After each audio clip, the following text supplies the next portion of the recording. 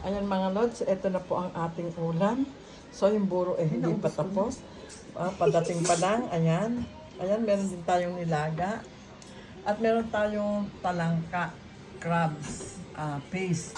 At alam nyo ba, itong ano na to, itong upo na to, yung kinakain namin nung araw, nilalagyan lang namin ng paminta, tsaka nga yung hipon na ano, ganon, tsaka po sabaw. Tapos ito yung chicken. So, sausawan namin, ito buro na lang muna, ito na lang muna, yung buro, wala pa yung buro, hinihintay pa lang. Ayan mga lods, itong aming pagkain. Ayan. Ito, kung gusto niyo naman ito mga lods, meron tayo dito onigiri. Ayan.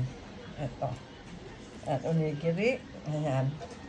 Ito, nagtsaan na sila. Ayan. Ayan. Ito, isasawsaw lang to. O, ganyan lang to mga lods. O, itong ampalaya. Isawsaw mo dyan. Ayan, ganyan nakakainin ko mamaya. Ang harap. Harap. Sir kayo, masarap. Mapait eh. Ito. Mapait. Masarap. Kasi Mapait? ikaw yung iniisip mo eh. Oo, meron bang ano? Titikman niya. Ang sarap mo. Diba? Siya napaitan siya, pero ako nasarapan ako.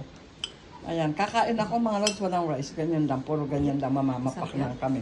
Ayan. Gugoyayo Ito ko yung eh. ano, crab. Talangka, crab. Ayan, yun. Gugoyayo ko. Crab, talangka, crab, sorry po. Crab paste, ayan. Saka isda lang. Saka eggplant. Yan lang po ang ano namin. Ngayon, ayan. Ngayon pakikita ko kung paano magmukbang.